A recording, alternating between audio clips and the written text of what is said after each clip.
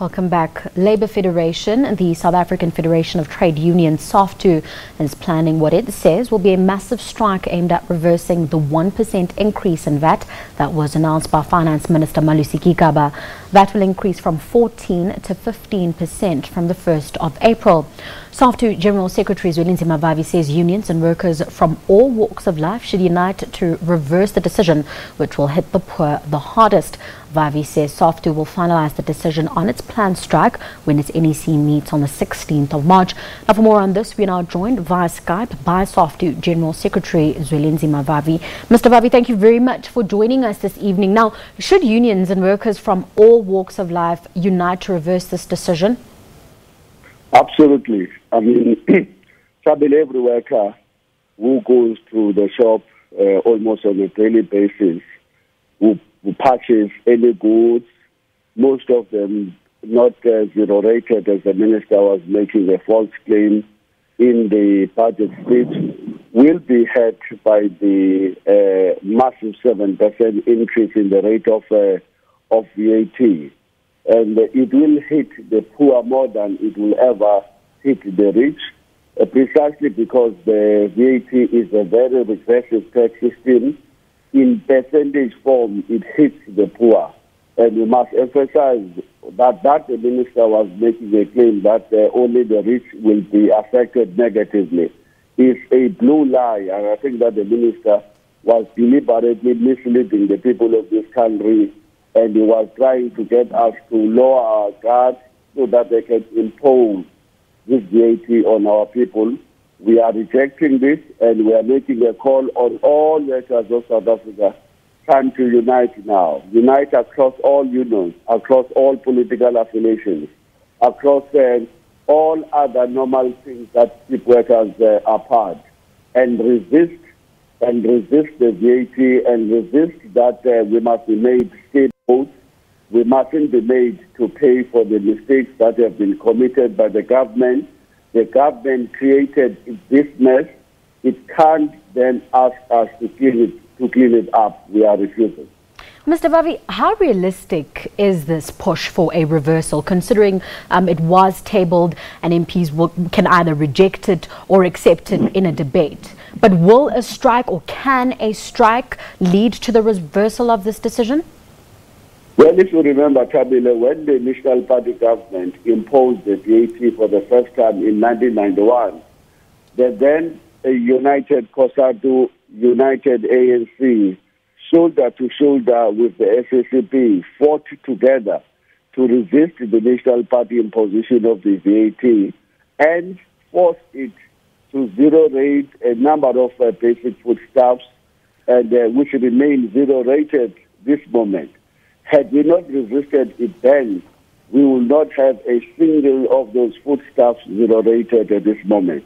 So we can't give up on the fight even before we start. We think that a resistance against the imposition of a 1% increase, which amounts to 7% rise on the rate at which our people are paying the VAT, will be a struggle worthwhile fighting.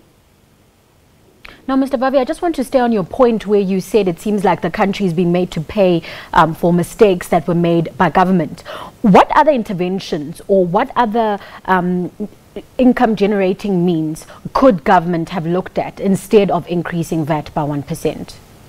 Oh, there are so many of them, Tabile. The first one is that this government is so bloated at the executive level.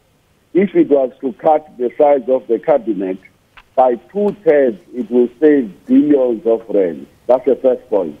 The second point, this government is doing absolutely little to stop the illicit cash outflows, which are estimated to be $23 billion annually. That's about 160 billion rands that could be used to fund free education, free healthcare, to improve infrastructure, and to help us drive reindustrialization of South Africa. Thirdly, the corporate taxes of South Africa used to be around 45–44% at 1993–1994 when the government took over. They have dropped them to around 28, 26% as we speak. These are some of the lowest corporate taxes in the world, contrary to the misleading information that the Minister of Finance was giving to the nation when he was delivering the budget speech. We think that you must tap into those corporate taxes.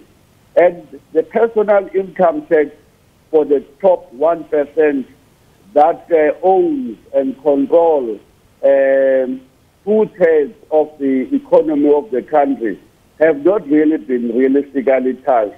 Many people in the past have called for the wealth tax, for the solidarity tax. We think that that's the direction that the government must look for. And above all, South Africa is endowed with mineral resources. The Freedom Charter says the mineral wealth beneath the soil must be transferred to the ownership of the people as a whole. It must be nationalized. If government was to grow some backbone, it can tap that resource and pay most of the requirements, developmental challenges that South Africa is facing. Only if they had the political will to do so. But they don't. They think that the poor, the workers are the soft targets who must be targeted for even further increases in VAT. We are rejecting that. Actually very angry against it, Tabitha. Mr. Vavi, we're running out of time. Just briefly, how far are unions planning to go, and what happens if government does not budge on this decision? Only if we fail to unite all workers, unite them with the rest of the progressive civil society, the churches, the NGOs, the non-governmental organizations or civil society in general, and unite them with ordinary people in the streets to walk into the union building in Cape Town in every symbol of government to demand that the government reverse the decision to impose this 1% increase on the VAT. We'll have to leave it there, Mr. Vavi. Thank you very much for joining us on SABC News. That was General Secretary of the South African Federation of Trade Unions, Zwelinzima, Vavi.